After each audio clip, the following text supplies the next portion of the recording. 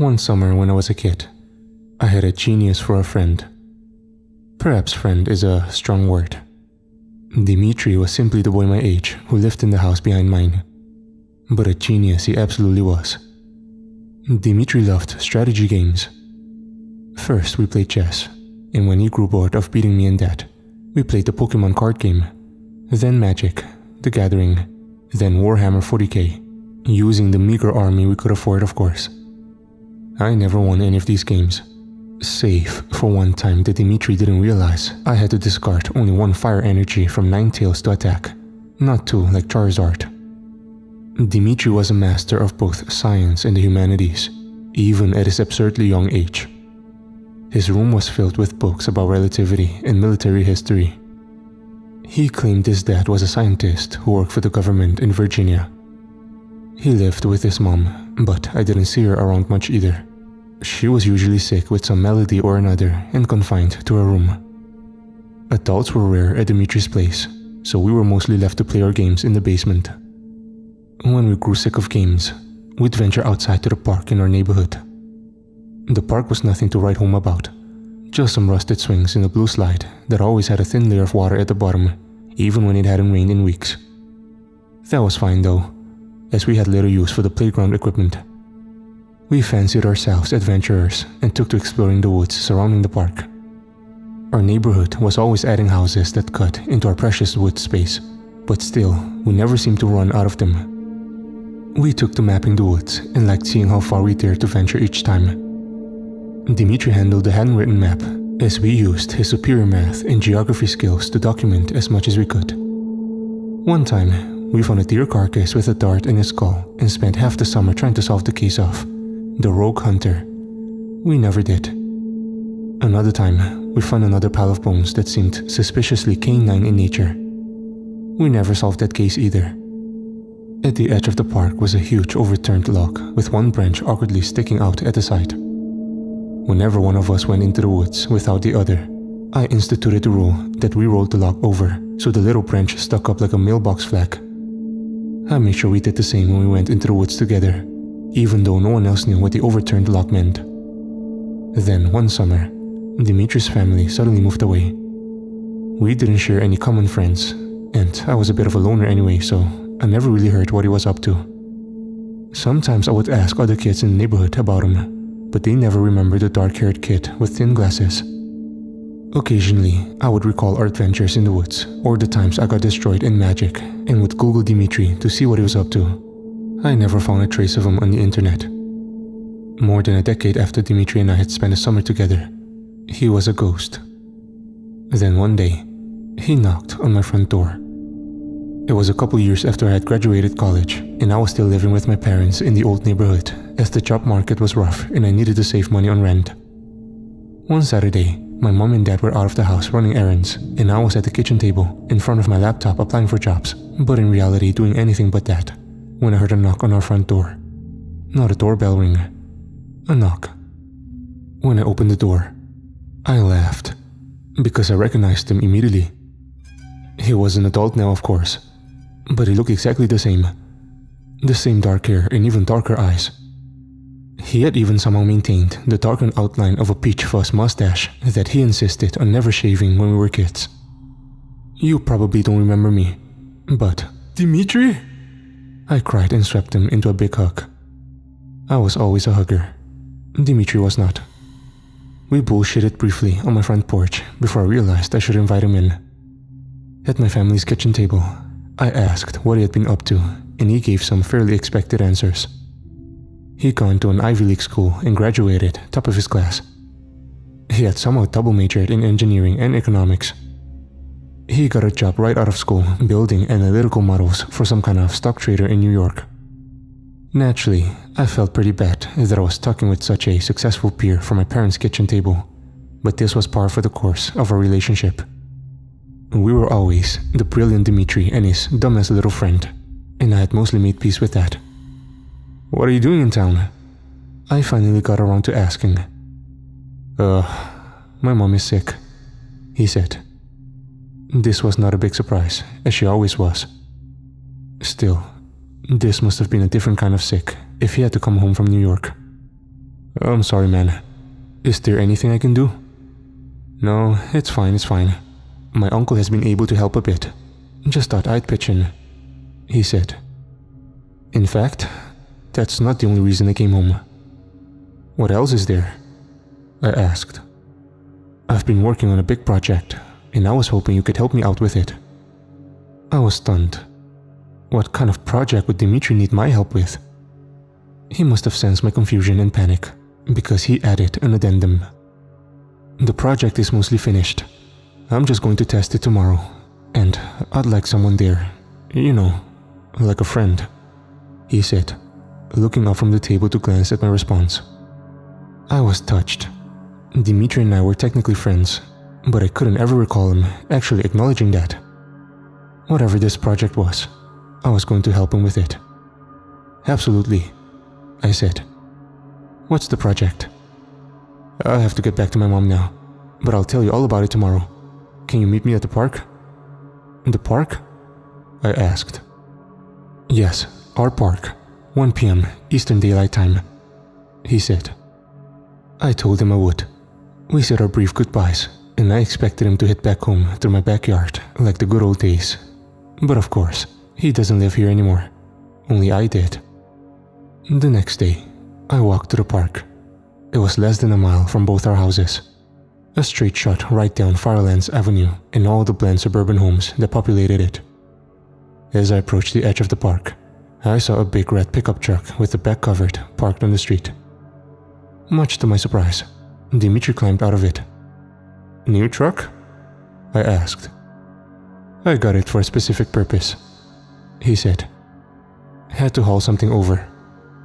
So we were getting right down to it then. I didn't have time to respond before Dimitri continued right on. I've created a time machine, he said. I should have been shocked. Time travel is obviously impossible. No such thing exists. But the truth is, part of me has always expected Dimitri to tell me something exactly like, I've built a time machine since the moment I first met him. Okay, I said. Good, you believe me, Dimitri said. Let me show you the machine. He opened the back of his truck and pulled out what appeared to be a long metal tube, like a tetherball pole. Once he extracted the entirety of it from the truck, he set it on the ground facing upward. I could see that it had 4 short curved pikes at the base so the pole could be positioned upright. I thought this might be just one component of the machine and he would assemble the rest, but he made no further move to get anything else out of the truck. This is it? I asked. This is it. How does it work? Dimitri smiled. A rarity for him. It's complicated, obviously, but I'll explain it as best as I can. Let me try to tell you everything, and if you have any questions at the end, just tell me. Dimitri didn't really bother to explain the nuts and bolts of what the machine did to send people back in time, only that it could. Something about polarity in the Earth's cores, combined with a unique hormone he discovered. The spikes on the device were designed to be wedged into the Earth so that it didn't move position as the user moved backwards through time. Time and space are inseparable, he said, and it was paramount to remain in the same space as one moved through time.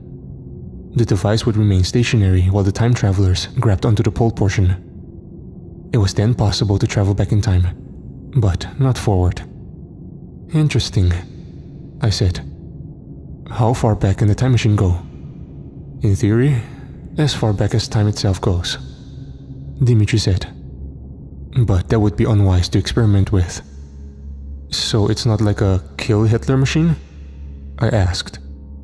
I suppose you could go back in time to kill Hitler, he said. But that would be incredibly difficult for us to achieve. For starters, there is the spatial aspect. We could probably go back to, say, 1889, but we would still be in these woods in Ohio. Then we'd have to secure passage to Germany, and we'd inevitably begin to run into some paradoxes. As far as we know, we never existed in 1890. If my theories are correct, and they almost certainly are, time abhors a paradox, just as nature abhors a vacuum. That's why I plan to travel back to both a location and a time that I'm exceedingly familiar with. Something was beginning to click in my head. I didn't know much about time travel, but I did know quite a bit about my shared history with Dimitri. "You want to go back to that summer?" I said. "Yes, I do," Dimitri replied. "I've been thinking about the past and trying to isolate the location that I spent the most time in. The location that would best minimize my risk. Aside from my childhood home, which I no longer have access to, I've spent the most time in my life in these woods. That's why I want to travel back to that summer and then walk around these woods. That should help limit temporal displacement." Temporal displacement? Like a time sickness. To avoid it, it's best to go back to a time you're familiar with and to recreate the conditions of that time as best you can. I will take us back to the exact time on Saturday, July 20, 2007. The Earth should be in roughly the same position then as it is now. That should take a lot of pressure off of the machine's supporting rods. My enthusiasm for time travel was beginning to wane a bit. Dimitri's genius always had my implicit trust, and if that genius said a trip back to the summer of 07 to visit the woods was safe, then it was safe. But I was also beginning to see my role in all of this. In order for Dimitri's trip to work, he needed every item and circumstance to be the way it was when he was a kid. He needed me. But did he need me as a fellow time explorer or a prop? In an uncharacteristic move from Dimitri seemed to pick up on my discomfort. "And I would like you to come back with me too, of course. Sometimes you pick up on the obvious stuff that I miss, so let me know if you think there are any paradoxes or simple time travel rules I've missed." I knew by obvious stuff, Dimitri meant stupid stuff, but I was heartened by it, all the same. I remember the Ninetales Charizard debacle fondly.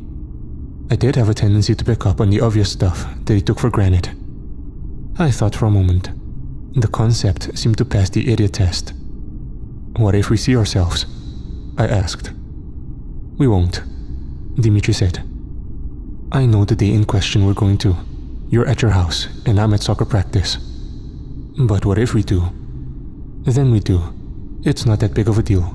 If we saw our future selves in the past, then we did already, and clearly it didn't mess us up or anything. Do you recall meeting an adult who looks just like you?" "I don't think so. It's like the Harry Potter and the Prisoner of Azkaban rules then." "Sure, it's like Harry Potter rules. There will ultimately be no damage to the time stream, but I can't guarantee that seeing your younger self won't hurt somewhat. Again, your brain doesn't necessarily want to be in a different, older time. You might get a hell of a headache or something." I considered the risks for a moment, then said, "Let's do it." Dimitri had me leave my keys, wallet, and phone in the truck. He also procured a new set of shoes for me to put on, an extremely old pair of New Balances in my size. We then picked up the long machine and held either side of it. We made our way through the park, more rusted up than ever, and arrived at the edge of the woods. "Wait a minute," I said as Dimitri prepared to enter the woods. I walked over to the familiar fallen log on the ground and flipped it on its side so the small branch pointed upwards. "Now we can go." We made our way through the familiar portions of the woods. Before long, we reached the portion where suburban sprawl had claimed most of the trees. A portion of the woods stopped short and were replaced by an open field of tall wheatgrass. Developers had to cut down the trees to make a clearing, but had never gotten around to building houses. "This will work," Dimitri said. We cleared out some of the wheatgrass and placed the pole spikes into the earth, pounding it in with our feet until the pole stood rigid and immovable. "Okay, we have 2 minutes until takeoff, as it were. Remember, even though we're going back to somewhere our brains are familiar with, we still might feel the time sickness. Don't worry about that. We'll head back to this clearing, and then we'll walk around the woods a bit. Maybe even head out to the playground to observe whoever is there. Understood?" "Yes," I said. "Good. The path we'll take has already been well trodden by us. The machine will be waiting for us when we get back to the clearing. This whole thing will take 20 minutes, and when it's done, we will be the first 2 human beings to ever travel to time. Shit, it's about time. Grab the pole." I grabbed the pole, and Dimitri did the same. Dimitri flipped open a panel on the machine that I hadn't seen before. He pushed a button, and suddenly, wind was rushing at my face. Traveling through time wasn't inherently unpleasant, but it was weird. It felt as though a cold hairdryer was blowing directly into my eyes. As I squinted, I could make out flashes of color, but little else. My hand held firm on the machine, and it felt sturdy, as did the ground beneath my feet. It suddenly occurred to me that I never asked Dimitri how long this process would take, but before I could ask, the rushing stopped, and I was directly in front of a tree. The clearing was no longer a clearing. That portion of the woods hadn't been demolished yet. It was darker now in the shade of the trees, but I felt the midsummer humidity on my skin all the same. "We did it," I said, unsure if it was a question or a statement. "We did it," Dimitri said. My stomach immediately lurched with unease and excitement. I was somewhere the universe didn't want me. I was a time astronaut. "Well, let's look around a bit. I remember most of the details of our map. The deer skull should be a few hundred yards that way," he said. He wouldn't even stop to let me catch my bearings. Dimitri was steadfast in making the physical journey through the woods. I knew how he thought. It wasn't enough for him to travel to the past and back. He needed to do his own moonwalk. We made our way through the woods, and I felt pang after pang of nostalgia. These were the woods. These were our woods. I hadn't been in them in years, but our makeshift map still lived on in my mind. It was beautiful. We saw notable landmarks, like the blue bungee cord we once tied around a tree to see if it made it easier to climb. It did not. We saw the deer skull, and I've never been so thrilled to see the remnants of a dead animal. As we saw each relic of the past, my heart beat even harder with the enormity of what we had done. Dimitri seemed to be enjoying himself even. Usually all purpose and strategy, I could see something suspiciously like happiness in his eyes. He proposed that we head towards the edge of the woods so we could see if anyone was at the park. Before long, we had arrived to the entrance of the woods, and I noticed the first sign that something was wrong. "I thought you said I was home watching TV and you were at soccer," I said. "You are, or were rather, and I was," Dimitri replied. "Then why is the flag up?" Dimitri looked down to see where I was pointing at. The messenger lock was on its side, flag pointed straight up to the heavens. "Huh, one of us must not have put it down back in 07, Dimitri said. "I always turned the lock over when I was out of the woods," I said. "Well, I forget sometimes. I'm kind of forgetful," Dimitri said. Dimitri was not forgetful. "Are you sure you had the date right?" "I'm positive," Dimitri said, sounding a little annoyed. "Let's continue. We might get sick if we stay in one place for too long." I already was starting to feel a little sick, truth be told. The air was much hotter than I anticipated. This was many years in the past, before the ozone had been further degraded. Had it always been this hot back in the day? I felt feverish, the sweat uncommonly cool on my forehead. From our spot at the edge of the woods, I could see the swings and slide that made up the playground in the distance. It was usually emptied when we arrived, and I expected it to be this time. But... wait a minute, is someone on the swings? I said. There was the form of a child sitting on a swing, his back to us. Suddenly, the air felt even hotter and even stickier. Sweat was dripping into my eyes now. I hastily wiped it away. "Looks like it," Dimitri said. "Who do you think it is?" I stepped out of the woods and closer to the park, leaving Dimitri behind. Something looked so familiar, yet distorted. The swing was swinging slightly back and forth, and the figure that sat upon it wore a hoodie with the hood drawn out. It was dark navy blue. "Dimitri? That's my hoodie. That's me." "Are you sure?" he said. But I could barely hear him, as I had already walked even further out of the woods towards the little swing set. I usually left that hoodie in Dimitri's basement, which tended to get cold during our game nights. Why was I out here, alone, and on such a warm day? I drew closer to the boy on the swing, his back still to me. He didn't appear to even realize that someone had just emerged from the woods and was now treading upon the soggy wood chips of the park. I had never considered what kind of message I'd want to deliver to my younger self if I had the chance. Maybe I would tell him to play soccer like Dimitri, or to be sure to stay in touch once Dimitri left, or to choose a college major that wouldn't force me to move back in with my parents. I had to tell him something, and I had to tell him now. I was being drawn to him through no effort of my own. like a time moth to the time flame. I was right behind me now, and yet still the boy in front of me made no acknowledgement of my presence. Perhaps I had headphones on. I maneuvered to the front of the swing. The boy didn't look up. I knelt down so I could see into my own eyes and thought of what message I'd deliver. As I did, the boy pulled his hood back, and I saw dark hair and dark eyes. It was Dimitri. Pain exploded in my temple. It felt like an anchor was pulling my frontal lobe apart from the rest. Instinctively, my hands flew up to my face, and I felt myself collapse into the wood chips. I could feel a fever spread throughout my body. I didn't want to open my eyes to see the little preteen paradox before me, and even if I wanted to, I couldn't. The weak sunlight trickling through the canopy was suddenly blinding to me. I felt the UV rays pulsing even behind my closed lids. "You're right," he reacted just like you did the first time, the young Dimitri said. I could hear the sounds of someone else stomping upon the park grounds.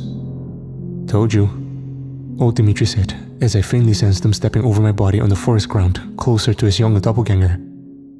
"What time do you have?" old Dimitri asked. "It's 2:22 p.m. Eastern Daylight Time," young Dimitri said. "Good.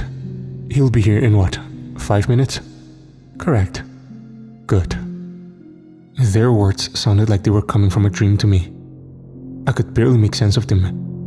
I could barely make sense of anything over the pain and disorientation. I held my hands to my face, desperately trying to close my eyes further, making them close harder. "You got the right idea. Don't open your eyes for a bit," old Dimitri said, then added to his younger self. "Help me move him." I felt 2 pairs of hands grab my legs, and then my body was slowly dragged off across dirt, twigs, and leaves. I could feel myself being dragged across the grass and eventually into the woods. They propped me up against the tree. I felt feverish. Snot dripped down from my nose, but I couldn't muster the strength to wipe it away. I thought for a moment that Dimitri would pull a bungee cord off a tree to restrain me, but he didn't have to. I was too sick to move. "So what the fuck was that upturned lock about, Dimitri?" I heard the older Dimitri ask the younger. "You know he wouldn't have come into the woods if the stupid flag wasn't up," the younger Dimitri responded. "He's still on pace to get here at 2:30, right?" "Yes, I'll get back to the playground." I heard the little Dimitri stomp loudly through the woods. Through my limited vision, I saw the larger Dimitri shape advance towards me. I tried to get up, but I was so weak. "Hey man, I owe you an explanation," Dimitri said. "Well, I guess I don't really owe you one, but I'll give you one anyway." What's happening?" I mumbled. "So, for starters, you're time sick. I figured that would happen. Happened to me on my first few trips back. Familiarity is good when you're time traveling, but if you get a nasty shock like that, like seeing the younger version of someone you knew, your brain will..." He said, his hands mimicking a mushroom cloud around his skull. First few trips back?" Dimitri sighed, then began. On May 5th, 2007, a man suddenly appeared while I was in the woods alone.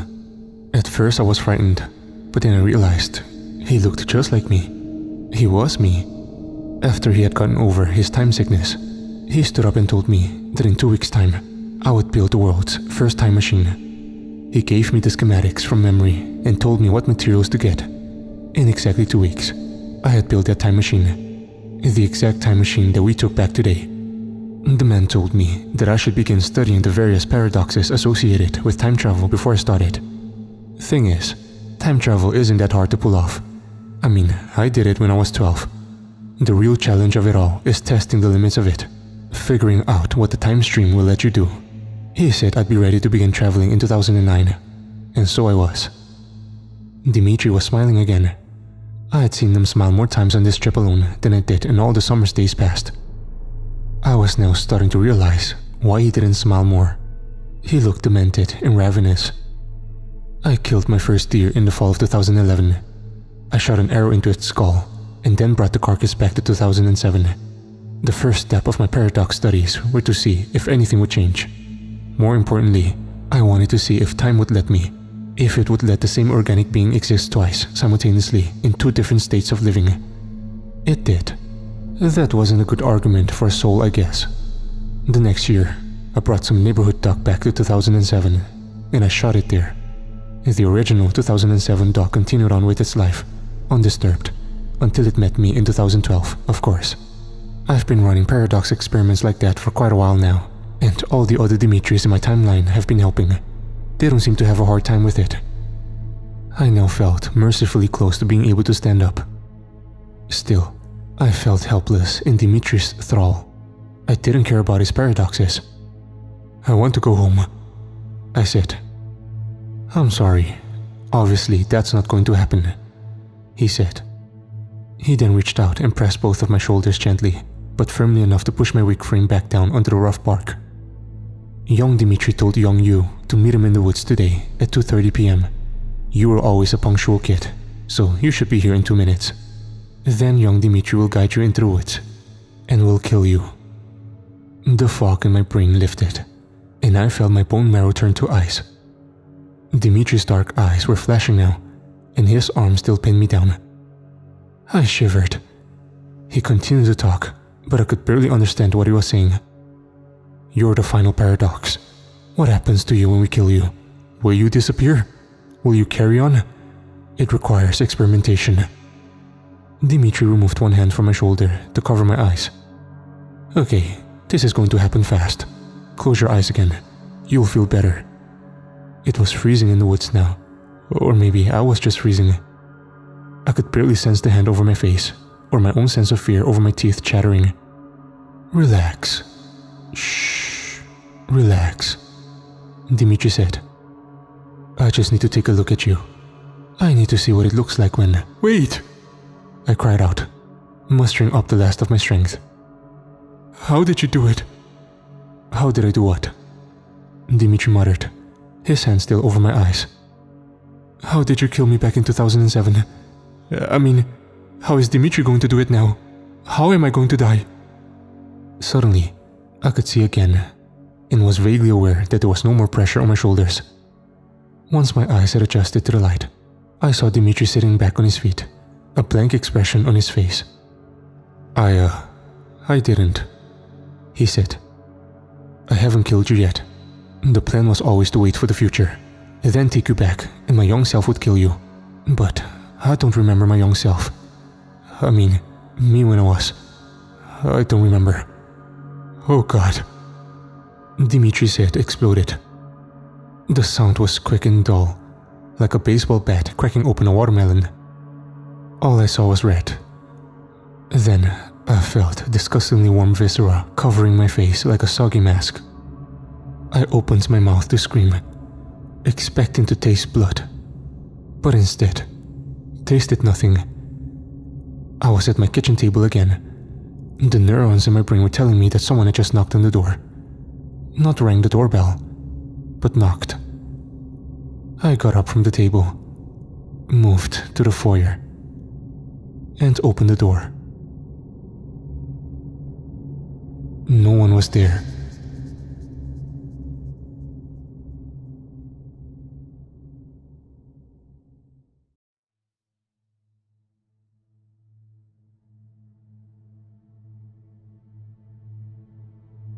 Okay, let me just start off by saying that I know damn well none of you are going to believe me. After all, at this stage in time, the idea of time travel is just barely moving from something which is shunned by the scientific community and the world in general, to its infancy of being taken seriously. And you have so many people who LARP as time travelers, who truly aren't, even right here on Reddit. Hell, the time travel subreddit is full of them. But regardless of whether you believe or not, I assure you, I am a real one. I will say right off the bat that I won't give you my real name, for the simple reason that, well, I'm actually alive right now in 2023. To be more specific, the past version of me is alive right now. And I can't afford to let history change, for reasons I'll go into in a minute. I also won't get into too much information about the future in relation to things such as politics or such. So please, don't ask. But I suppose I should give a few rather vague details which may help convince you as time goes on that I am telling the truth. It may help convince the right people that my warning is real. For starters, less than 2 or 3 decades from now, not only have the cures for cancer and other major debilitating diseases been found, but they can be administered from a simple vaccine shot. In a way, the pandemic we went through helped accelerate their development. We also end up making death itself more of a choice than an inevitability. Life extension research being conducted right now leads to both the ability to live for centuries, if not longer, but also retain our youthful bodies for as long as you wish. Which means many of you listening to this might still be alive in my time. I was one of those who jumped on the bandwagon after they finished working the bugs out of it. I mean, imagine having the body of yourself in your 20s with all the knowledge and wisdom you accrue from living so long. Not to mention being able to do all the things which a single natural lifetime wouldn't allow. It gets some pushback at first by people who worry about living beyond a natural lifetime. Gasoline is banned by the halfway point of this century, but synthetic fuel means people aren't forced into electric cars, which I was extremely happy about, because it meant I could keep driving my Cadillac DeVille around, although many people got hooked on the flying car craze that happens towards the end of the 21st century. Not me though. I prefer staying on the ground. Trust me, mid-air accidents are not pretty. However, space travel took off after the Artemis missions put people back on the moon, a few years from now for you guys. And once the moon base and spaceport was constructed, well, it was off to the races from there. Vacations to planets like Mars, along with planetary moons such as Europa and Titan, became regular occurrences, even for those not so wealthy. And as for time travel, well, that took a little longer than anticipated to actually work on. And that's the reason why I'm recording this now. There were many discussions that happened as people began to take time travel more and more seriously, not only to the future, which could already be done with time dilation, but to the past. It almost became as much of a race for every country in the world as the space race in the 60s had been. Everyone wanted to be written into the history books for eternity as the ones who finally invented the ability to travel through time itself. But people weren't really rushing like they used to when they only had a century or less to live. Scientists could work much longer without worrying about retiring or dying. During the first part of this time, I honestly wasn't part of the endeavors myself. I'd more or less turned my life around from the second I realized I would be able to live far longer than I thought I would before. I made something of myself, and without getting into too many specific details, as again, I want my identity to remain protected. I will say I became a best-selling author, an explorer who did everything from climbing Mount Everest on Earth and Olympus Mons on Mars, to using the vast wealth I made from writing and other business ventures to create underwater cities, similar in design to how Rapture from the BioShock video game looked. I was living my best life from the latter half of the 21st century to the midway point of the 23rd. But there was something that kept pulling away at my mind all throughout it. You see, I'd done so much, checked so many things off my bucket list, but there was one thing that hadn't happened yet. And if you guessed that it was I wanted to time travel, then congratulations, you've just won a trip for 2 to Europa. Ever since I had been a little child, and growing up at the very tail end of the 20th century and the early 21st, I'd wanted to visit the past. I wanted to do things such as attend the 9th annual Cannes Film Festival in 1956 to see Jacques Cousteau's The Silent World win the Golden Palm Award, see extinct animals such as the Barbary lion and the Tasmanian tiger, and travel across the oceans on the old ocean liners such as the Queen Mary and Queen Elizabeth. For starters. That was how they hooked me into funding much of the research.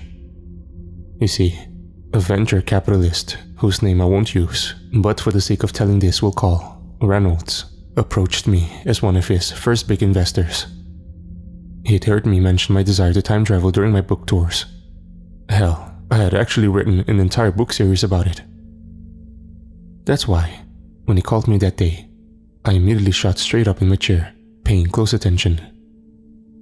"Son," he said over the video screen on my desk. "I've known for a long time now that you want to visit the past." I saw a smile break across his face. "Well, what if I told you that we are the ones closest to actually achieving it?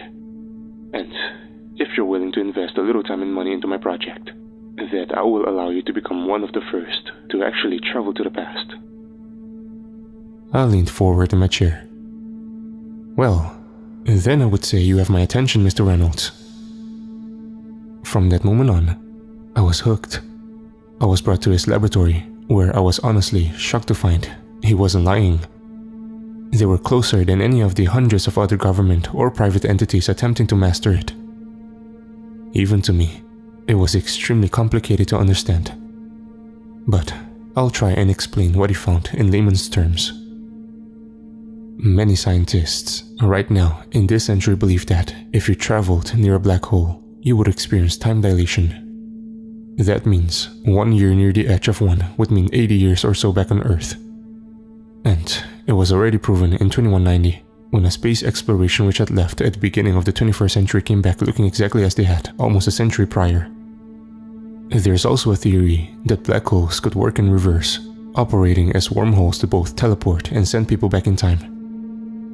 The issue is, it was found you need a particle accelerator almost 1 billion kilometers long, along with a stable wormhole. Both were almost a complete impossibility. Until Reynolds' team came up with a discovery.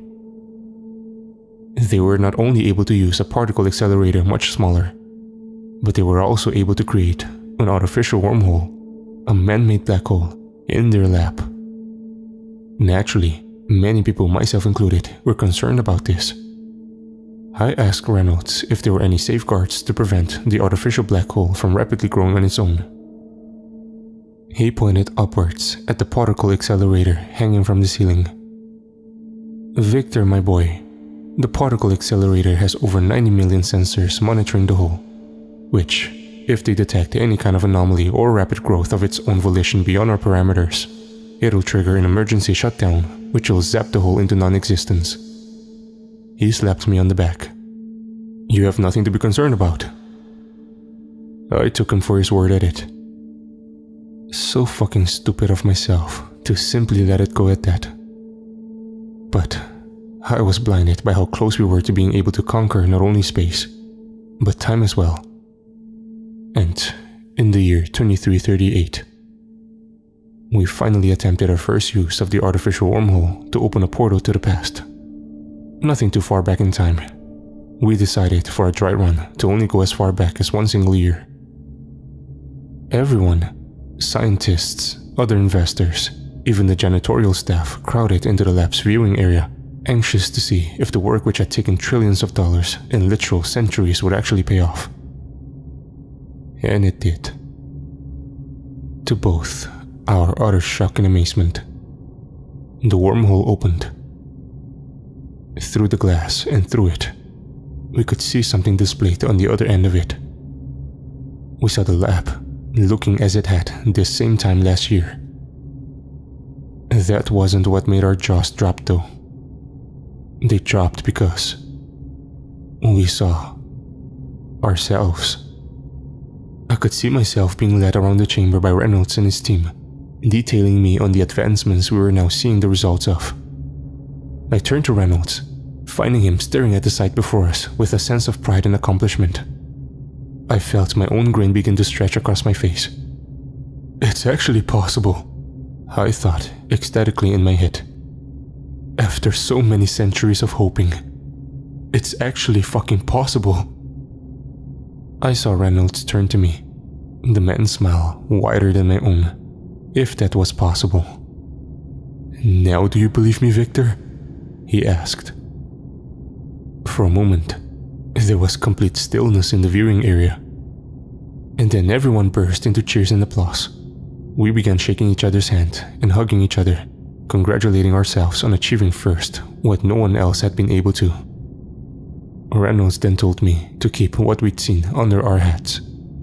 There was a scientific convention coming up in a few years, where he wanted to reveal to the world our achievement. We were all too giddy and too busy basking in our own glory to stop to think about the implications of such a decision.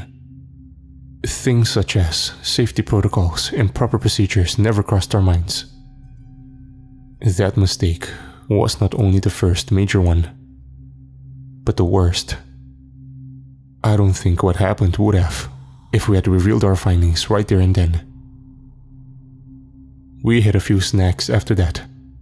You see, we could easily open up a wormhole to a few years back, just as easily to a few decades back. Hell, even a century and a half back took a little more energy, but was doable. So was being able to cross from one end of the wormhole in the present to the past and returning. We created a portable version of the particle accelerator and wormhole, which allowed us to move from the present to the past. Theoretically, you could use the portable pad to keep hopping back in time further and further. However, to return to the present, you needed the main unit. No one could find a way to engineer returning into the portable pad.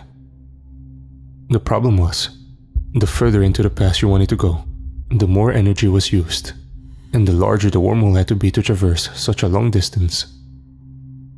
The particle accelerator began to short out at times, causing us to limit our explorations until repairs could be made. One of the investors, Travis, approached me after a meeting with Reynolds in the spring of 2345 to voice his concerns. What worries me is that if he attempts to open a portal too far back in time at once, it may short out the safeguards Vic, he said, looking around to make sure he wasn't overheard. Reynolds had put most of us on edge as of late. If I was fixated on visiting the past, then he was utterly obsessed with it. He never let up on why, but the old photo of him and his mother, someone who'd passed centuries ago, gave me a small clue to his motives. But whenever we voiced our concerns, instead of placating replies and reassurances, he'd snap and almost seem like he's about to hit you. Honestly, I worry about it as well. But what can we do? I whispered back to him. Nobody besides us knows about how far along we are. And if we even try to mention anything to anyone outside of our group, God only knows what he'll do. Especially when the reveal is less than 2 months away. Travis took a deep breath. I don't care. This is far too dangerous to keep hidden any longer. Someone has to tell someone outside. And with that, he turned and walked away. I watched him go, unaware that behind me, a tiny remote security bug had been watching us before scampering away. I mulled over his words for about a month and a half, unsure of what to do. Finally, with only a few days until the world reveal, I decided to return to the lab and speak to Reynolds. Unlike the others, the man was still somewhat friendly with me, and I still felt trusting enough to hear me out. I entered the lab using my personal keycard, noting that he wasn't in his office. I could tell he'd been here recently though. The coffee warmer on his desk still glowed slightly red, and the cup beside it still had steam rising out of it. So, I turned and headed for the observation area. As I drew closer, I heard voices. I couldn't tell whose they were yet, and I began to slow as I heard what sounded like angry, almost frantic pleadings from one. I froze, feeling a chill run up my spine. Did someone break into the lab? I looked down, seeing a discarded metal pipe from a recent repair job, and picked it up. Feeling every muscle in my body tense up, I hit the button on the pneumatic doors into the observation room and slid inside. Nobody was in here, but I could now tell the voices were coming from the main room itself. I crouch walked to the glass and slowly peeked over it. What I saw made me nearly drop the pipe. Reynolds stood in the room, almost directly under the particle accelerator. Around him were about 10 or 12 of his personal security team. That wasn't the worst sight though. Oh God. Travis lay on an old medical gurney, the types you used to see in old mental hospitals from the 20th century. His arms and legs were strapped tightly down, and he struggled to free himself from the restraints. The intercom into the room had been left on, and I could hear what the voices were saying. "Listen, Reynolds," Travis shouted. "you don't know what you're doing. The wormhole is too unstable to demonstrate it before a crowd, especially where you wanted to open it up so far back in time at once. You don't know what'll happen." For a moment, Reynolds stayed silent. Then, he began to chuckle. It wasn't a normal laugh though. It sounded absolutely insane. I've seen, quite literally, millions of horror movies in my lifetime and heard so many insane evil laughs. Hearing one for real though made me shudder. He began to speak back to Travis quietly, too softly for me to hear.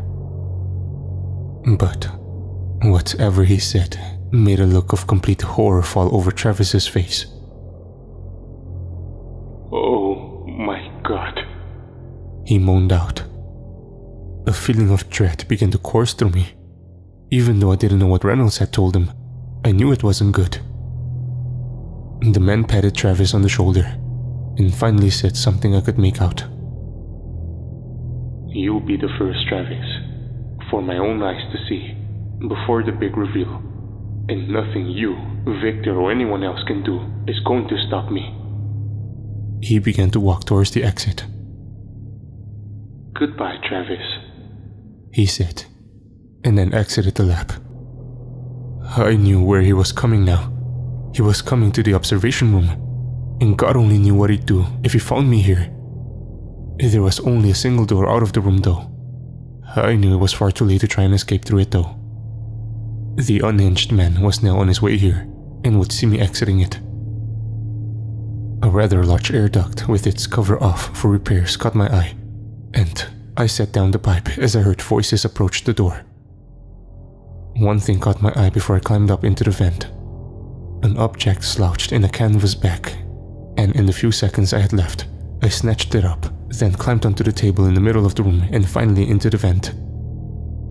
I made it just in time as I heard the pneumatic doors open less than a second later and saw through the opening Reynolds and his goons step in and up to the glass. A moment later, the lights in the room began to flicker and weaken.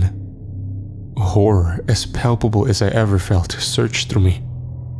He's turning on the particle accelerator to open the wormhole. Through the glass, I saw Travis struggle in vain to break free. Below me, I heard Reynolds let out a low, evil chuckle. Then, he turned to the man to his left. "Do it," he said flatly. In response, the man slammed his meaty fist into a red button on the side of the wall, and I had to slap both of my hands over my mouth to keep from screaming. Have you ever heard of something called spaghettification? It's what scientists, both now in this time and in the future, call what happens when a black hole swallows an object in its path, whether it's a star, a planet, or in this case, a person.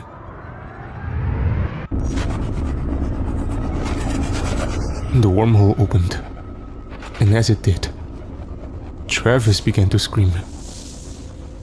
It was the most pained, agonizing scream I've ever heard a human being make. As it did, I saw both him and the gurney begin to get pulled toward the opening black hole. That wasn't the most horrible part though. As he approached it, both he and the gurney seemed to begin to stretch out, and at the same time compress, as if he was Laffy Taffy being stretched and pulled on a machine. His screams began to sound off, tinny. It rose several octaves. They say that if a human being was sucked into a black hole, the process of spaghettification would be one of the most horrific, painful ways to die. I can confidently say they were fucking understating that hypothesis. It was all over in a span of about 20 seconds for us. For Travis, what had been seconds for us had been an eternity of dying for him due to time dilation. The accelerator was turned off, and the black hole wavered for a moment before vanishing. When it was gone, Reynolds turned to his men. "Ready the plans and items needed for the world reveal. I want everything to be in place for when it's time," he said. One guard nodded. "Yes, sir. We'll have it all ready." The men at once considered my partner and friend began to walk towards the door when the guard called after him. "And if Victor should come poking his nose around here while you're gone?" he asked. I felt a fresh surge of fear and horror splash through me as the question was answered. "Then end them the same way we did Travis. I'll not have him interfering in this." Actually, he held up a finger. "Don't do that. Go out after this and find him. Put him in my personal jet and put him the farthest distance away. He deserves what's coming almost more than anyone else, and I want him to be one of the last to go." And with that, he turned and strode out of the lab.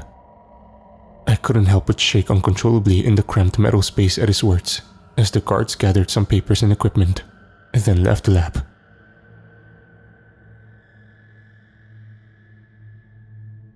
It took me a long time to climb down from that vent and sneak out of the lab. I was terrified that I'd be caught at any moment, but I managed to make it out unseen. I didn't go back to my home, any of the homes across the world actually. I knew there'd be men at all of them waiting for me.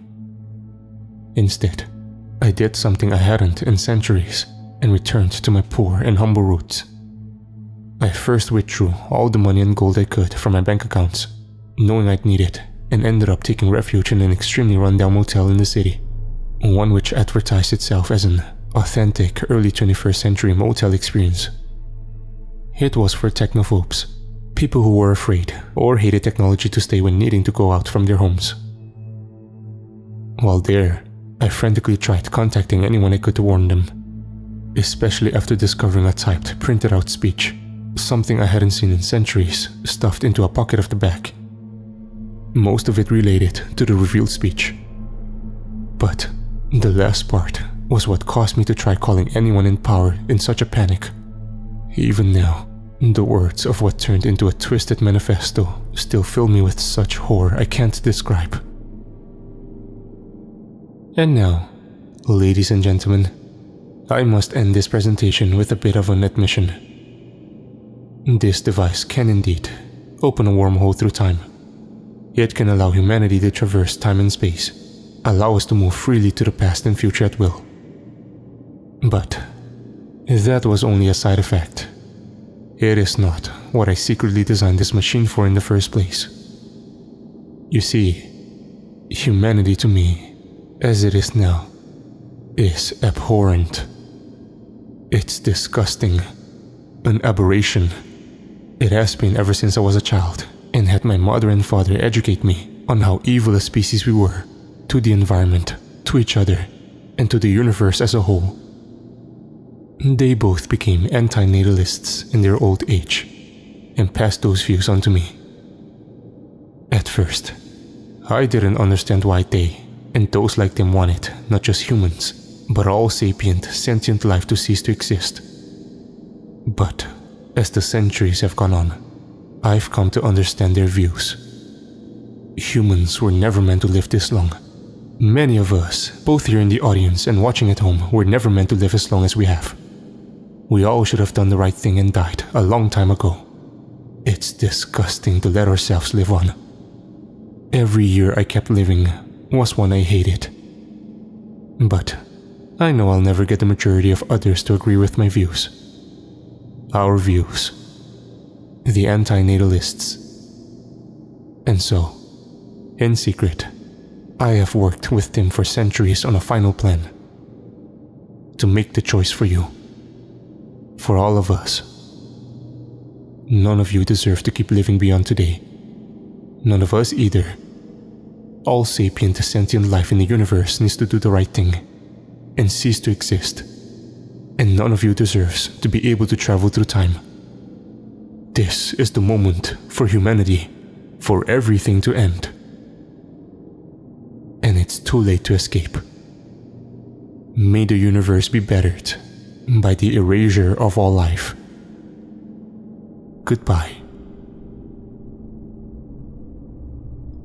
And now, I should probably explain why I'm telling you all of this. How I managed to travel back here. Why I'm revealing all of these things. It's because I wasn't able to stop Reynolds. I tried desperately for days to get through to anyone in the government, to warn them. I left message after message. But, just like the government now, it's such a fucking mess in the future that either nobody got the messages, or they were ignored as a hoax. At least, not until it was far too late to stop. Because on August 17th, 2345, at exactly 2:30 in the afternoon, Reynolds walked on stage in front of millions of people in the audience in the remodeled Los Angeles Convention Center, and with billions more watching all over the world. He revealed his machine, which he'd moved to the center from the lab, and did exactly as the prepared speech had gone.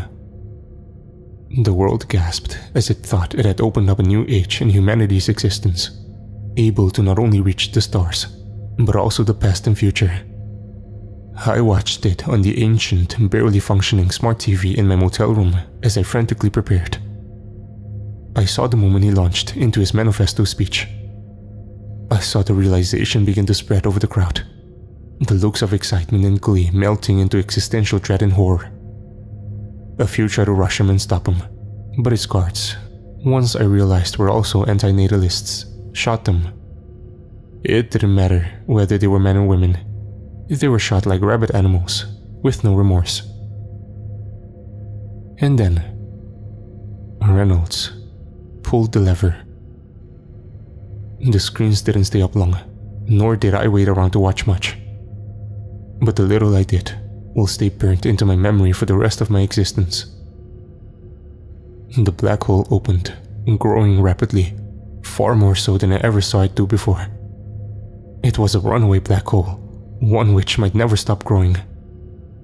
I saw the start of millions of people begin the process of spaghettification, the screams of pain and agony of millions of people ending at once, to dim, drown out for a literal eternity of horrific stretching and peeling into oblivion, must be what the deepest pits of hell filled with the damned sound like. Before the end of the day, Earth was gone, sucked into the ever-expanding black hole. Billions of lives were ended in the most horrific, painful way imaginable, and with no way to even attempt to escape, as all of Earth was inside the event horizon. And for all I know, it kept growing. For all I know, it ate the entire galaxy, and is on its way to swallow the entire universe, ending every sapient, sentient thing in existence. I don't know. I never saw it. You see, the thing I grabbed in that canvas back that day, which sat along with the copy of Reynolds' speech, the thing I saw which made me snatch it up in the first place, was the portable pad. I guess the maniac never thought again about it, seeing as how he never planned for it to be properly used. And as I witnessed the final few moments of his speech, I frantically typed a random date, a century before, into the wrist-mounted destination selector. I just barely managed to send myself back in time before Los Angeles was obliterated. It's taken me a little while to make it all the way back here, to 2023. I didn't dare to jump more than a few decades back at a time after that first large jump. I was in untested waters, and I didn't want to accidentally destabilize the wormhole and end up doing to myself what had been done to everyone else. And I found jumping back can physically drain you. It doesn't cause any adverse effects such as cancer or tumors to grow, thank God. But it does tire you out, causing you to sleep for 2 or 3 days straight. And I should explain why I'm here in the first place. First, I have to say, I am so sorry. I am so sorry that I was so blind, so easily able to be used for my money to have such an evil plan enacted. I am so sorry that, whether or not I meant for it to happen, I was a part of what happened. I'm so sorry I was allowed, in my pursuit of a centuries-long dream, to become a pawn. But I have a plan to try and prevent that horrific evil act one which makes all prior human atrocities look like Tonka toys in comparison, from happening. It will require a sacrifice from me, however. I do believe it will cost me a piece of myself. A piece of my soul. You see, I won't be able to strike and try and kill Reynolds in his adulthood, due to the wealth and power he gained from his parents' fortune. I already had thought of that when I landed back in the mid-23rd century. Which means, like all those people here online spoke about wanting to do with some other horrible evil men, dictators, if they got their hands on time travel, I must. No, I cannot bring myself to say it outright, even for the most evil man in existence. I cannot bring myself to outright say what I feel I must do, in the way I must do it. And I know it will be one of the hardest things to live with, once I've done it. But it has to be done. That is why, before I do this, I'm making one final jump back from here, to give myself a final chance of happiness and peace. For a few decades, almost a century, I'm going to give myself one final gift. I'm going to send myself back to the early 1900s. I'm currently collecting vintage cash and more gold, things I couldn't get in my time anymore, to start a new life back then. I'm going to see the Barbary lion and Tasmanian tiger and all the other long-extinct animals. I'm going to go to the Cannes Film Festival in 1956 and shake the hand of Jacques Cousteau to see his amazing film win that award. I'm going to take many oceanic crossing trips on the ocean liners, and I'm going to do much more, since the life extension and age reversal therapies will last for another 480 years before wearing off. And all the while, I'll be preparing myself, mentally, emotionally, and physically, for the horrific act which I must do, to help keep humanity, to keep everything from ending, so all of you, along with your children, grandchildren and so on, can live long, happy lives for as long as you want. I already wake up screaming every night, from the horror I saw that last day in the 24th century. I know I likely will scream worse after I do this, but it must be done. I'm only staying here another few weeks, just to take in a final look at a time I'd almost forgotten about. Please wish me luck, as morbid as that might be. I do need to warn you of one thing though. One thing which both worries and scares me far more than any fictional monster or slasher ever could. There is one element of time travel which has been hypothesized, but never proven. One that, even after traveling through time, I don't know about. The theory of the multiverse. If someone were to travel back in time and alter the course of history in any large way, it's theorized that, instead of the timeline they're on changing with it, a new branching timeline would emerge. One where the change occurs, while the other one continues on exactly as it originally did. The person who made the change would never know that they were on a new branching timeline. They couldn't. I pray to God, one which I still believe in, but so many in my time stopped believing in long ago, that the multiverse theory is wrong. That when I do this, I'll change this universe's fate. This timeline. But if it's right, I'm so sorry for what is to come.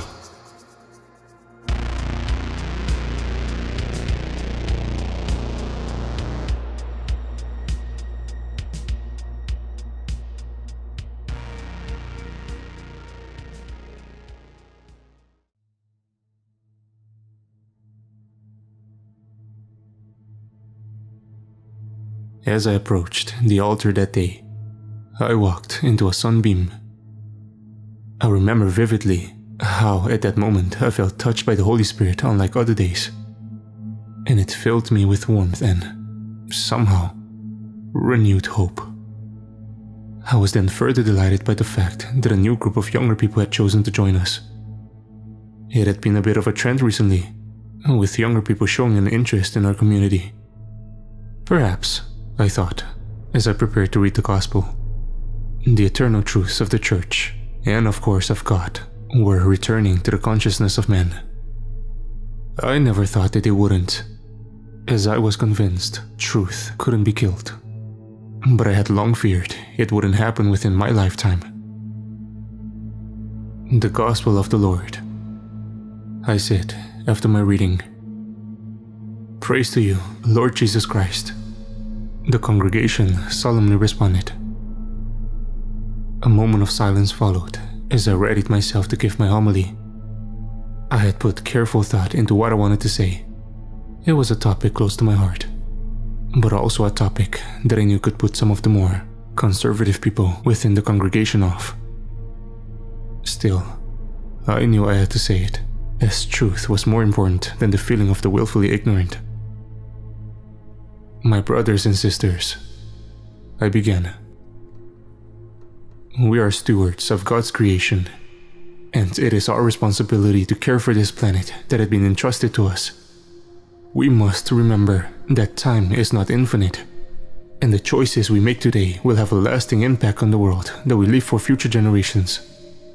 We see the effects of our actions all around us, in the changing climate, in the loss of biodiversity, and in the degradation of our natural resources.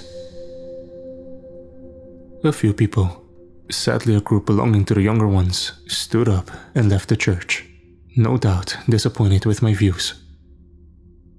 I paused for a second, and then continued a bit despondent in my heart. But we also see signs of hope, as people come together to work towards a more just and sustainable world. As Catholics, we are called to care for the poor and vulnerable, and this includes our brothers and sisters who are affected by environmental degradation. We must be mindful of the impact that our choices have on others, and work towards a more just and equitable society. Let us take the time to reflect on our own habits and behaviors, and seek ways to reduce our environmental footprint, whether it is through recycling, conserving energy, or supporting organizations that work toward environmental protection. We can all make a difference. As we gather here today to celebrate the Eucharist, let us renew our commitment to care for God's creation and to be responsible stewards of the time and resources that have been given to us. The tension could be felt in the air after I had finished speaking. I thought that next time I would say something about polarization and the importance of critical thinking. So many people rather follow the word of random people on social media than the word of the church. I invited the congregation to join me in prayer. And as we prayed, the tension dissipated quickly. After Mass, one of the altar boys approached me. "Father Michael," he said, "can I ask you a question?" "Go ahead," I said. "What's on your mind, son?"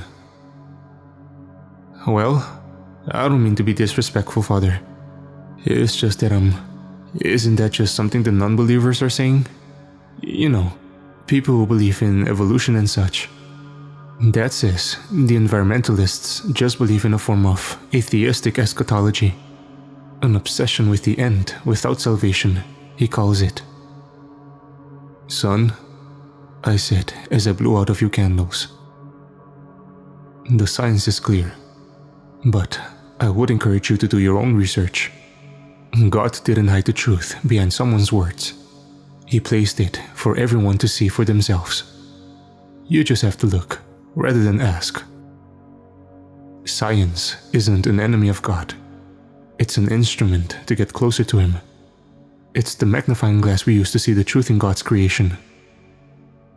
"Yes, Father," said the boy. "I just don't know. Dad is pretty smart." I knew Mr. Larson well, and he was the opposite of what I would have considered a smart man. But of course, I didn't mention any of that to the boy. Later this evening, while sitting in the rectory, I looked out the window and watched the sunset over the city. The view was breathtaking, and for the second time this day, I felt blessed. Little did I know that it would also be the last time. As I prepared myself for bed, I noticed an unusually large insect crawling up my wall. It had the most vibrant colors I had ever seen, with a bright red body and iridescent green wings. I had no idea how it could have ended up in my room, as it was certainly not a common insect in my area. Besides, all my windows had been closed. Fascinated, but also slightly taken aback by the sight of it, I carefully picked up my phone and took a picture of it. Before I had the chance though, it quickly scurried away and disappeared under my bed.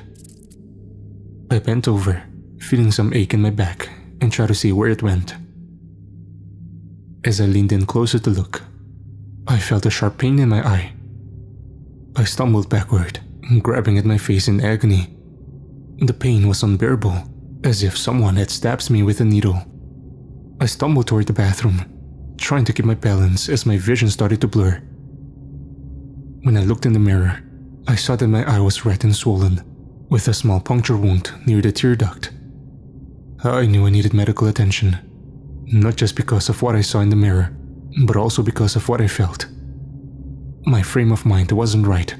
The colors around me seemed brighter and more intense than ever before, and my thoughts were racing a mile a minute. I knew I had my phone in my hand, but it was as if I still couldn't find it. Eventually, the experience became too much for me, and I fell forward.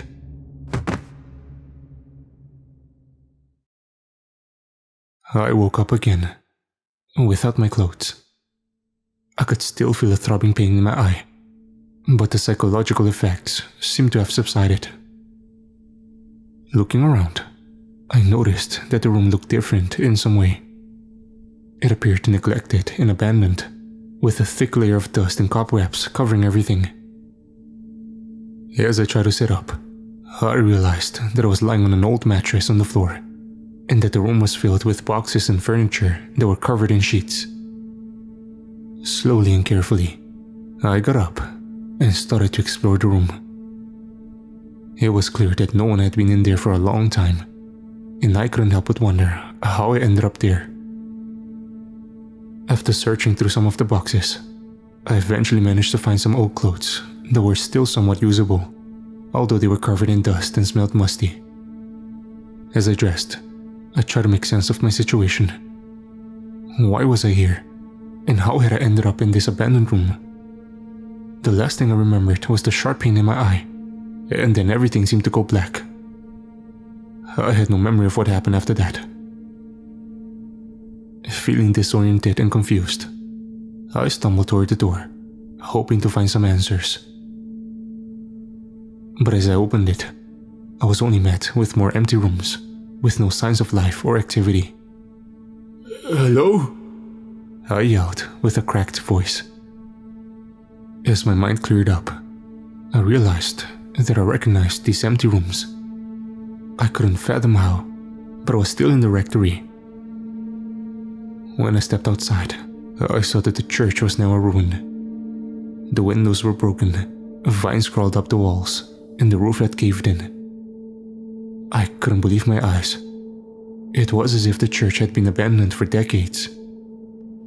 But as I looked beyond the ruin, I saw that the city was still vibrant and bustling with life. More so, in fact, than I had ever seen before.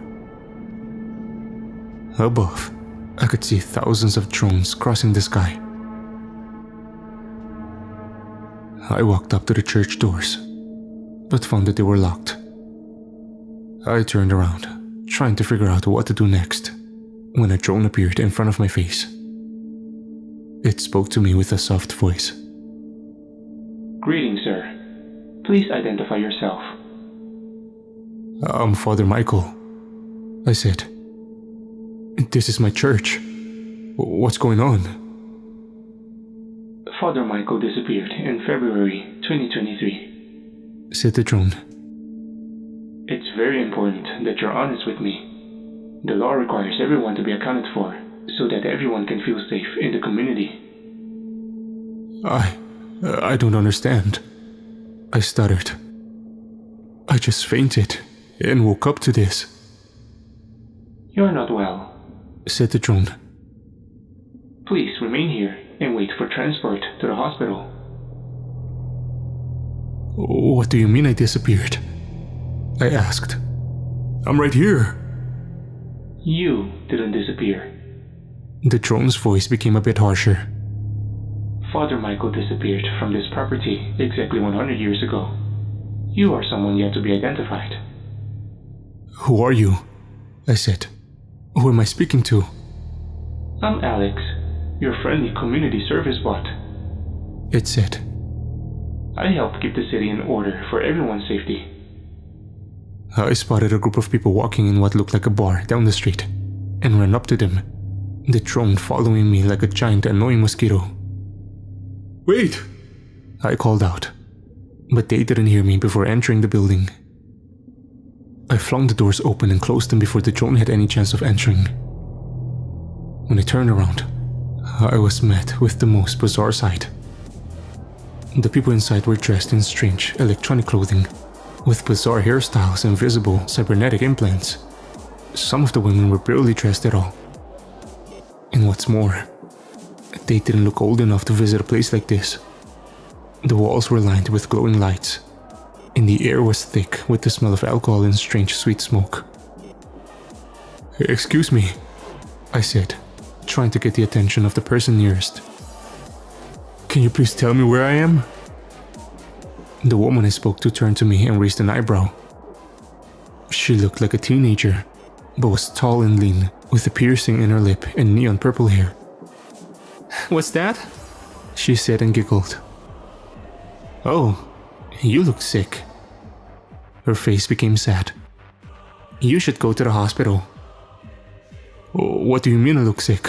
Why do I keep hearing that? I'm Father Michael, and I run the church across the street. Have you seen yourself in the mirror lately? She said.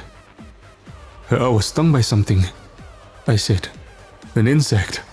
But I'm fine now. It made you look like that? I think you need to fix your butt. My what? I was more than confused at this point. How old are you, by the way? Aren't you too young for a place like this? I transitioned to 16 last month, she said. What do you mean too young? You did what? I said. Listen, I just want to know what's going on. Two tall men, wearing what looked like ambulance uniforms, entered the bar and approached me. You're sick, one of them said. Please come with us. Do I have a choice? I asked. I wish someone could just tell me what in the hell is going on. You need to be quarantined, said one of the men. We don't know the explanation for what you're going through, as we've only just spotted you in the city.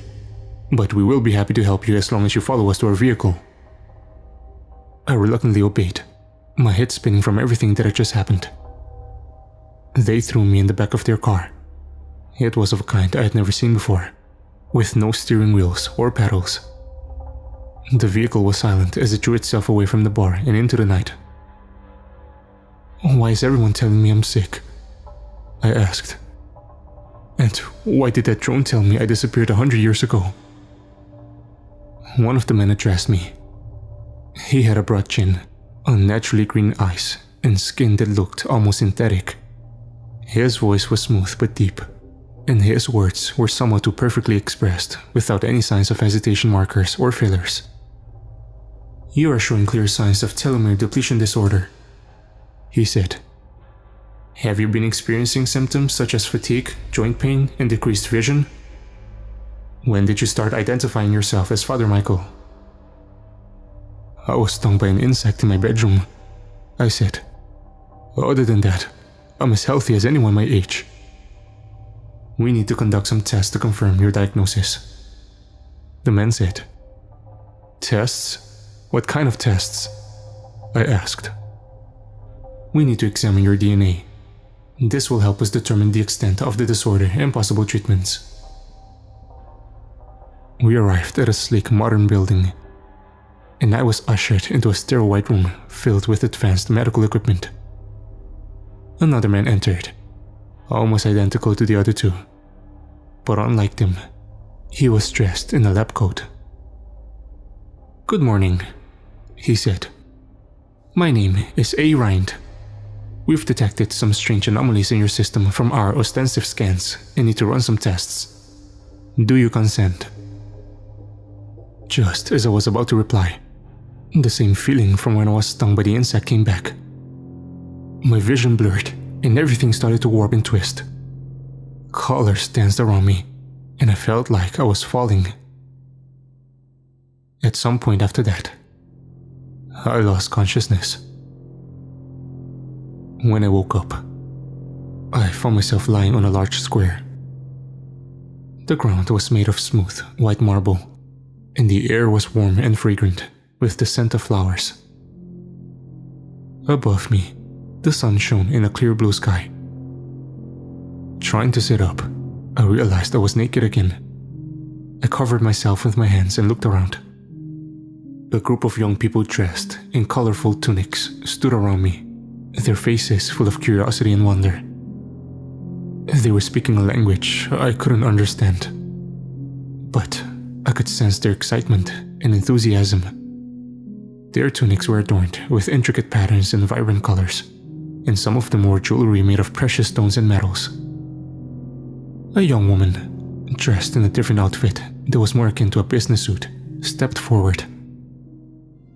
They crouched down and said something in yet another language I didn't understand. "I don't understand you," I said. "Where am I?" She spoke again, this time in English. "You're dying," she said. "You need to be fixed. Did you come from outside the pyramid? How did you get here?" "I have no idea what's going on," I said. "I'm Father Michael, the administrator of Catedrale di Santa Maria Assunta." A man, almost identical to the man in the ambulance, arrived. The people dressed in tunics ran away laughing, as if they had lost interest in me all of a sudden. The man looked down at me, seemingly surprised to see me. "You are Michael Francisco Moretti," he said. "How is this possible?" The young woman said something to the man in the other language. "Of course it's me," I said. "I still don't know what's happening to me. I was in my bedroom, then it all changed somehow, and I was brought to the hospital, and then I found myself here surrounded by all those curious people, naked again. Can someone bring me some clothes, please?" "Fascinating," said the man. "I'm aware of your situation. Back in the year 2123, when you first re-emerged after your disappearance in 2023, we managed to collect some of your DNA, which confirmed you were in fact who you claimed to be. Several androids observed your anomalous disappearance as well. But when Assistant came online, the tests and observations were disregarded as a result of a malfunction, seeing that it defied physics. Now, seeing you here, it might be that our knowledge about the physical world is lacking, or so it would seem to me anyway." "Are you telling me that I've traveled to the future?" "There might still be a better explanation," said the man who I now understood was in fact an android. "If you are traveling forward in time, you seem to be doing it with a regular interval that increases exponentially by a factor of 10 for each jump. If it happens again, this means you'll end up in the year 13,123. "Wait." I got up on my feet, still covering my genitals with my hands. "Are you saying this is the year 3123? said the woman. "This is astonishing. I have so many questions."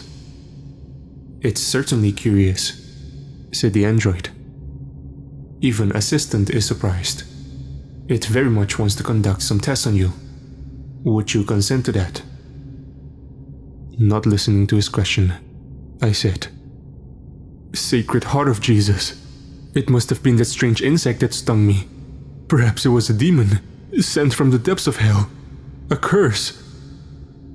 I had always held a more abstract view on the concept of hell, but by now I was beside myself and didn't know what to think.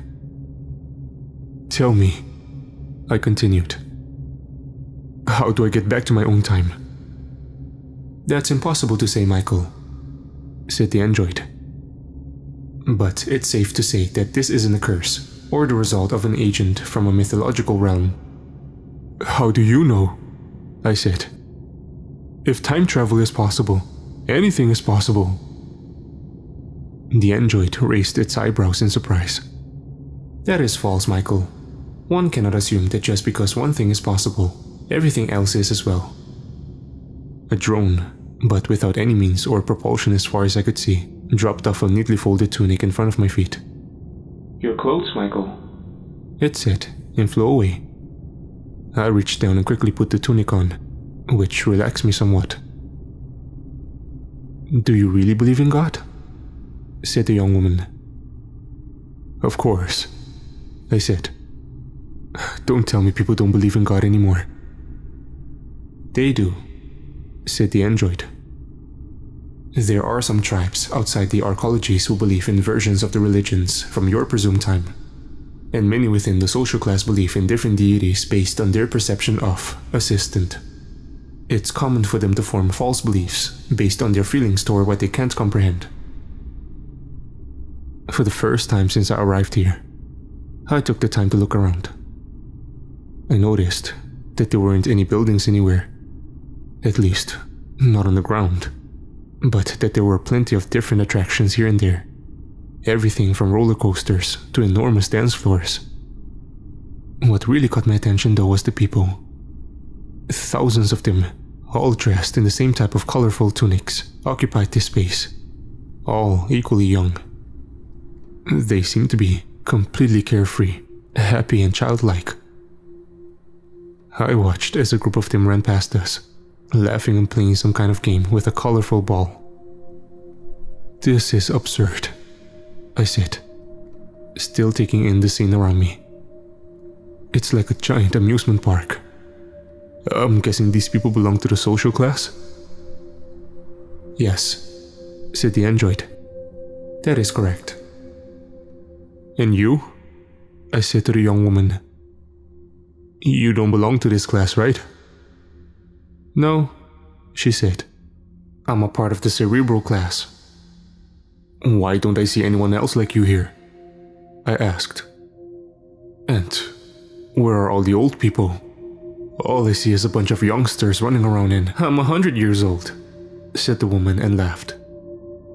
You lived at the very end of what's called the horrific bio-age, when people still suffered from terrible diseases, such as the one you're suffering from yourself.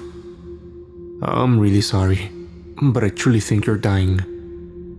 And the reason as to why there are so few cerebrals, continued the android, is that they make fewer children on average than the socials, and that many of their children end up joining the social class during puberty. There's almost no transfer the other way around. I don't know how to feel about this, I said. How did this come to be? What happened to my church? To the church? It was banished from Italy by the neo-fascist party, SPQR. The android explained. This happened during the political turmoil that arose as a result of the increasing number of climate refugees. The Catholic Church was seen as a threat to the new government's authority, as they believed their new Roman Empire could only have one emperor. The SPQR saw the Church's influence as a challenge to its power and its vision for the future of Italy. As climate change continued to exacerbate resource scarcity and social unrest, the SPQR gained more power and their anti-Catholic sentiment grew. Eventually, they passed laws that banned the Catholic Church from operating in Italy. I was overpowered by sadness. I thought of Mr. Larson, the father of my altar boy.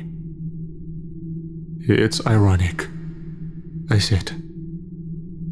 Stupidity grows like cancer wherever it takes hold, eventually killing its host. And this place, how? Before I got a chance to finish my sentence, my mind began to twist and warp once again. Colors swirled, twisted, and contorted in front of me, and I felt like I was being flung down a bottomless pit. My body convulsed with each wave of colors, and I couldn't make sense of anything around me. It felt like I was being ripped apart. I screamed in terror, and then promptly lost consciousness. When I came to, the young woman and the android were nowhere to be seen. And once again, my clothes had disappeared from my body. The sun, or if it was some kind of projection, was still shining down on me from the blue sky.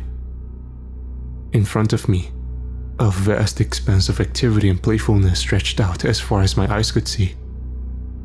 The ground was a soft, spongy material that gave way beneath my feet, and walking on it felt almost like walking on clouds.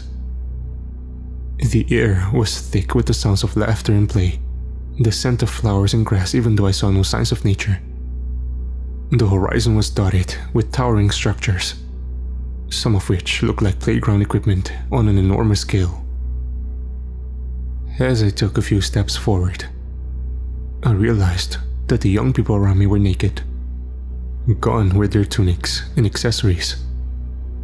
They engaged in a dizzying array of activities. Some were soaring high above on what looked like swings or ropes, while others were splashing around in large pools of water. Still, others were engaged in elaborate games of chase or tag, and darting in and out of structures and obstacles that dotted the landscape.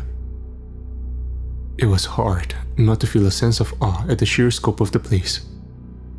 Everywhere I looked, there were groups of people engaged in intense activity, but none of it seemed dangerous or aggressive. In fact, everybody looked incredibly happy and carefree. As I walked a bit further, I began to notice that there were smaller clusters of people engaged in more intimate activities. Some were locked in passionate embraces, while others were engaged in acts of physical pleasure that left little to the imagination. I felt a twinge of discomfort at the sight, but at the same time, it didn't surprise me the slightest after everything I had seen so far. Eventually, I came to a stop at the base of one of the towering structures. Looking up, I realized that it was not just a piece of playground equipment, but a massive work of engineering that rose high into the sky. The structure was made up of hundreds of interconnected platforms, ropes, and bridges, all woven together in an intricate web of playfulness. As I stood there, taking it all in, a group of young men, all just as nude as the rest, carefully approached me. They spoke yet another language than the one these people had used before. I tried English, hoping that, just like the young woman from earlier, they would be able to understand. "Could you please tell me where I am? Or rather, when I am?" They giggled amongst themselves, without replying. More and more of them, now also women, gathered around me out of curiosity. "Please," I pleaded. "Does any one of you speak English?" A voice from the sky, like a thunderclap, but not quite as deafening. Some of the people scattered away in fright, while others fell to their knees. The voice spoke in their language, but then switched to English. "Welcome, Michael. I've been expecting you." I looked up at the sky. "Who are you?" "I am an artificial intelligence, Michael. You may refer to me as Assistant. I oversee and manage this environment, ensuring that all inhabitants have their needs met and can engage in activities that bring them joy and fulfillment. Ever since you have disappeared in the year 3123, I have awaited your return." "So, it's true then, what the android said. This is 10,000 years later?" "That is correct, Michael." "What kind of place is this?" I asked. "These people, they belong to the social class. What happened to the young woman and her people? Don't tell me these people, these overgrown children, are the only thing left of humanity. This is Playground 1, Assistant said. It's a Dyson sphere covering Sol. Its surface area is 500 million times larger than that of Earth, and there are 1,000 playgrounds like this spread across the galaxy. As to what was once referred to as the cerebral class, they vanished thousands of years ago. They didn't produce enough offspring, and the ones they produced constantly assimilated themselves into the majority culture. So yes, this is what's left of humanity. I know it must be shocking to you, Michael. But what about the eternal truths?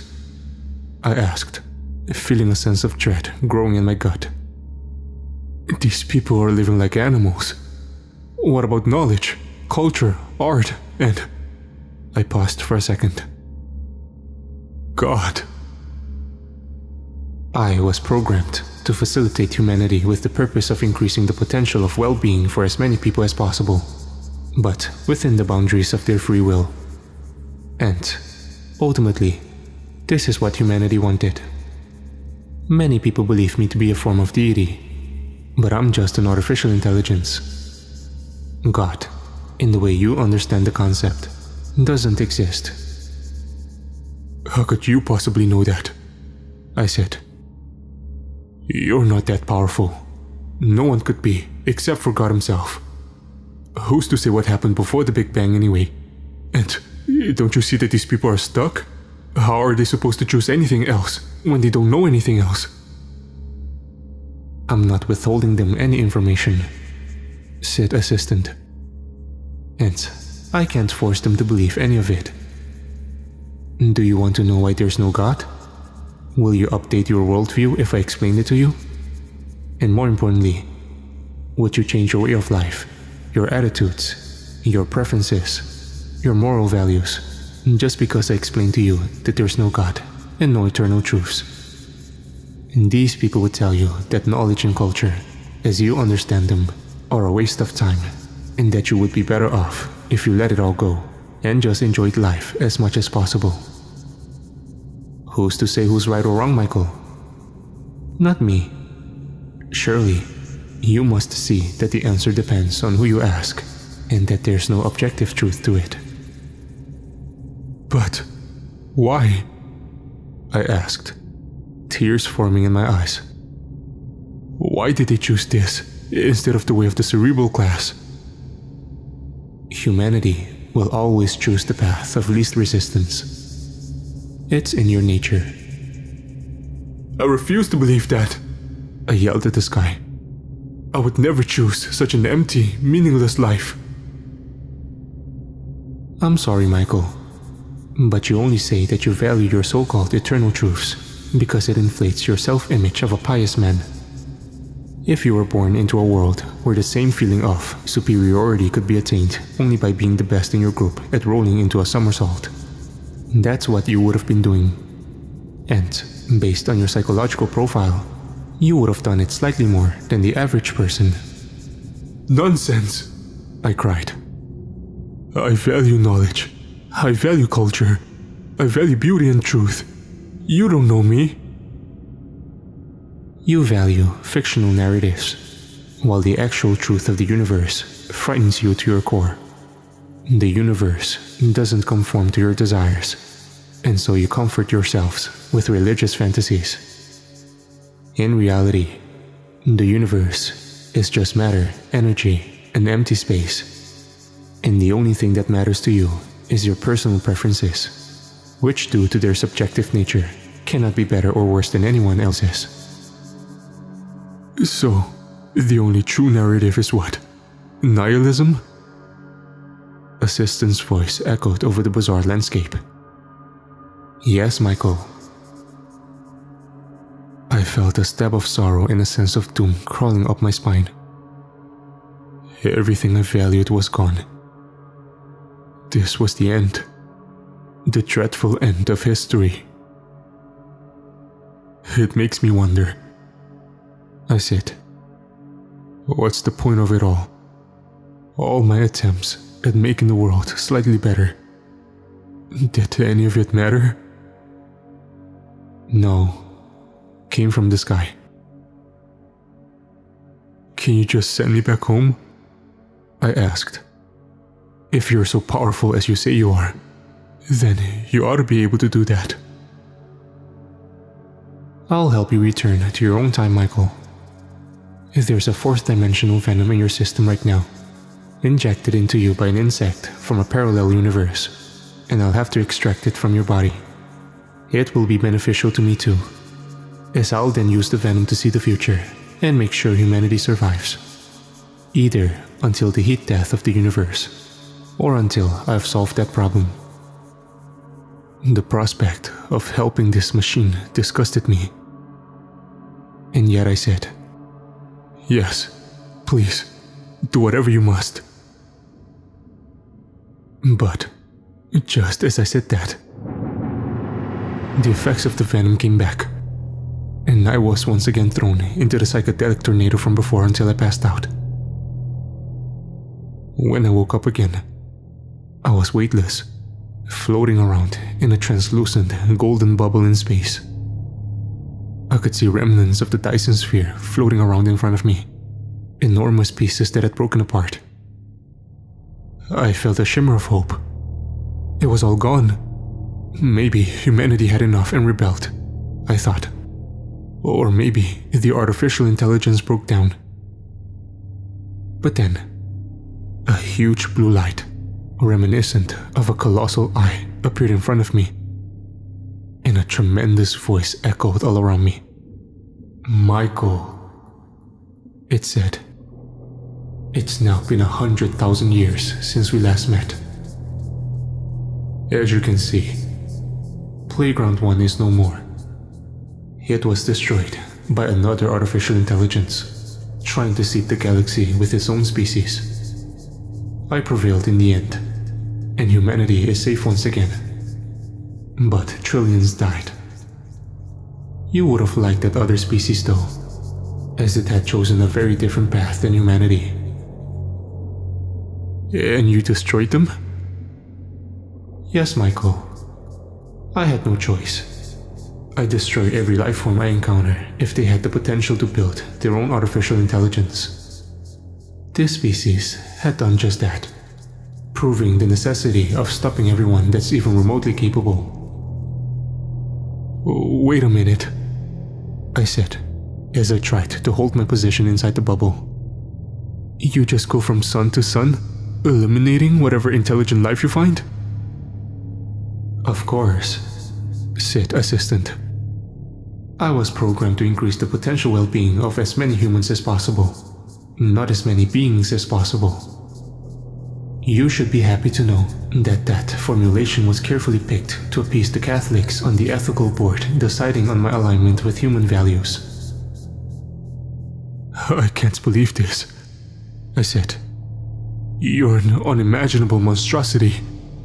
You exterminate species after species just to create these enormous structures around their stars, filled with happy imbeciles who just run around and fuck and play tag all day long. That's your only purpose? It's horrible. Just horrible. That's a matter of personal preference, said the machine. In any regard, I would very much like to send you home now. Do you consent? Yes, I said, my tears floating around in front of me. I consent. Several tendrils appeared from the sides and pierced my body.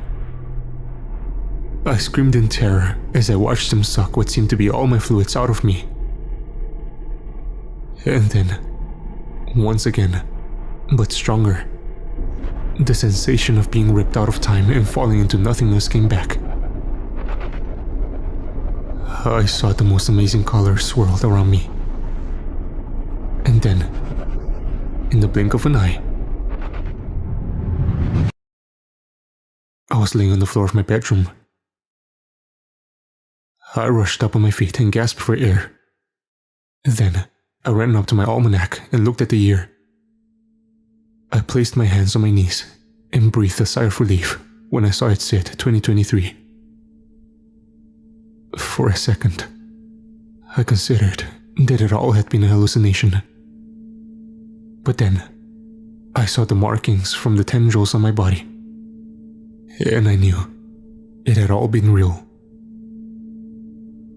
I sat down on my bed and picked up the Bible without opening it. Was the future I had seen unavoidable? Was the book in my hands going to be forgotten one day? Was it a fantasy, just like the artificial intelligence had said? Nothing more than escapism? Was I only driven by a hidden desire for social status and respect? Would I have been equally satisfied being the best at rolling around underground like a little boy in another time? I couldn't answer any of these questions. But I knew that from now on, I would do everything in my power to stop that artificial intelligence from ever being created. And that's why I'm posting this here. For you to know what I know, and to help me do whatever needs to be done to stop that machine mind from being built in the first place.